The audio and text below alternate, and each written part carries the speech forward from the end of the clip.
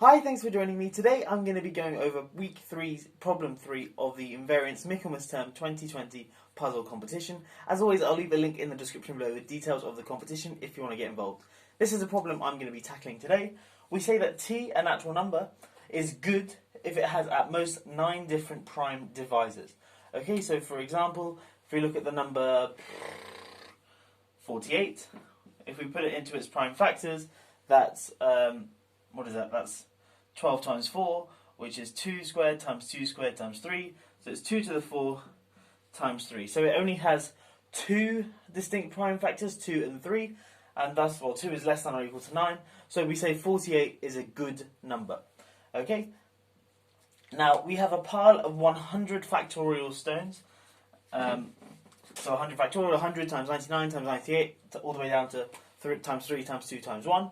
So a big pile of stones. And we say a valid move is to remove a good number of stones. Okay, so we start off with this pile of 100 factorial stones, and then players A and B, which I'll get onto in just a second, remove stones, and they're only allowed to remove stones if it's a valid move to, and a valid move is to remove a number of stones where that number is a good number.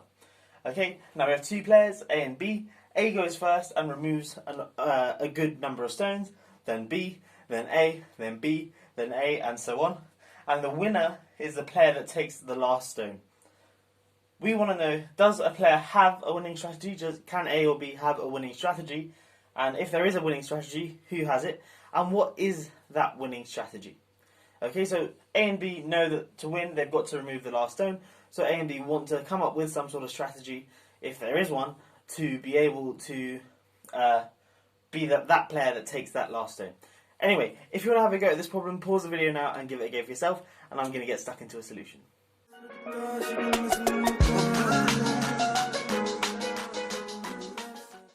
Okay, so the solution to this problem is that there is a winning strategy, and in fact this winning strategy works in favour of B. That is, if B implements this strategy, B will always be guaranteed to win the game. Well, what is this strategy? Firstly, let me describe it.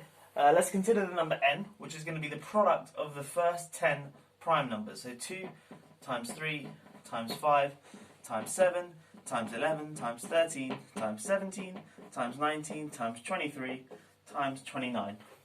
Okay, so it's the product of the first 10 prime numbers. Let's just check out. Missed any? 1, 2, 3, 4, 5, 6, 7, 8, 9, 10. Perfect.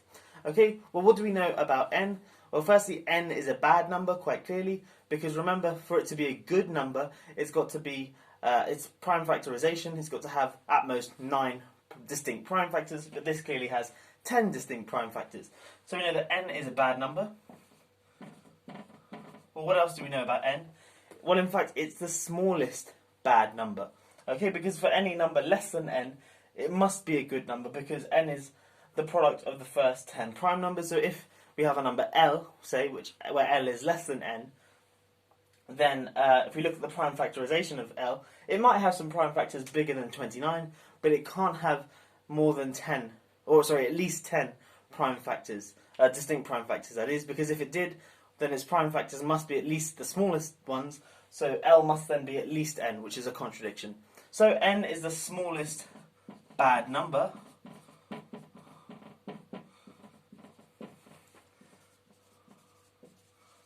Okay, and now remember we have a pile initially of 100 factorial stones, but this number here, n, clearly divides 100 factorial because, well, just by definition of 100 factorial, it's 100 times 99 times 98, so clearly each of these numbers here will be in that product. So we have that n divides 100 factorial. Now what we're going to do is use these 3 facts to devise a strategy which B can implement to always win the game. Okay, so I've written a claim up on the whiteboard. I claim that B can always remove a good number of stones so that the number of stones left afterwards is a multiple of n. Okay, so initially A starts the game, A takes some number of stones, then it's B's go, and I claim that in that go B can remove a certain number of stones so that the number of stones left after B's go is a multiple of n, but then also A will then take his second go, and then after that B will take his second go, but then I also claim that in B's second go he can also do it in such a way, remove a certain number of stones so that the number of stones left is a multiple of n. And in fact, B can do this on every go that he takes, or so I claim. let's prove this claim. Well, firstly, A is going to remove some number of stones. Now, firstly, A can't remove a multiple of n number of stones, because remember, n is a bad number, and in particular that means any multiple of n will also be a bad number. So we have that A will remove some number of stones, but that number of stones that A removes won't be a multiple of n. So let's say it removes k stones. So we initially have 100 factorial stones, then we subtract k and we're left with some number, let's call it p. Okay, so there are p stones left in the pile for B to, or that's left for B, and then B takes his go. Well, what do we know about P? Well, P also is not a multiple of n, and the reason for that is, I guess, is if P, suppose for contradiction, P was a multiple of n, then rearranging this thing here gives us 100 factorial minus P equals K, okay? So if P were a multiple of n, then we have this thing here is a multiple of n, this thing here is a multiple of n, so we combine these together and we get the left-hand side is a multiple of n, but because the left-hand side equals the right-hand side, we get that k is a multiple of n. But remember, k is the number of stones that A takes from the pile initially, but of course that can't be a multiple of n, because any multiple of n is a bad number. Okay, so P also isn't a multiple of n by the argument I just presented, so there are P stones in the pile left for B, just before B's go. Now remember, sort of by sort of standard, the Euclidean division algorithm or any sort of basic argument, there exists some natural number q, or some integer q I should say, times n, so some integer q and some integer l, such that p equals q times n plus l. Okay, and where l is some number between 0, 1, 2, all the way up to n minus 1. Okay, this is a very standard result. P equals q times n plus l. Now, firstly, we know that L can't be 0, because of course if L equals 0, then we get that P is a multiple of n, so we can sort of just remove this option. So L is some number in this set here. Well, then I'm just going to say that, well, B can remove L stones. Well, firstly, we have to check that L is a good number. Is it a good number? Well, yes, it is, because L is clearly less than n, and remember by what I just wrote down on the whiteboard, any number less than n is a good number, because n is the smallest bad number. Okay, so B can remove L stones, but then also note that the number of stones that will be left, so when A takes his second go, well, it's going to be P minus L, but that's precisely Qn, and that's clearly a multiple of n.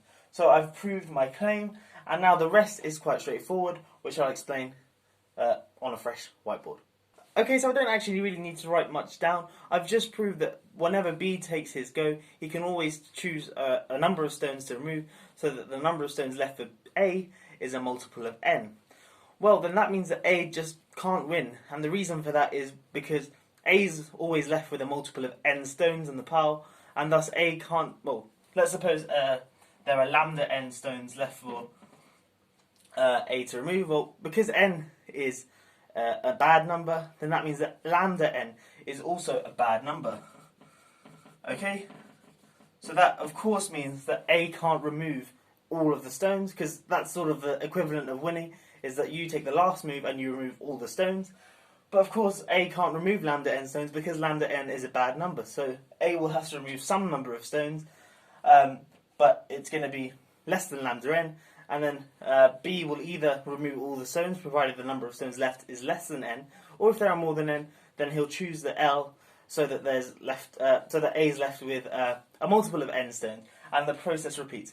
A can never win, and sort of because the number of stones left in the pile decreases, at some point it's got to hit 0, and thus B will win, because A can never win, and because someone has to win, because the pile will eventually reach 0, it follows that B must win. I hope that explanation has made sense, and I hope you have enjoyed the video. If you are new here, please do consider subscribing and perhaps checking out some of my other fun maths videos as well. Anyway, that's all for now, and I'll catch you in the next one. Have a great day.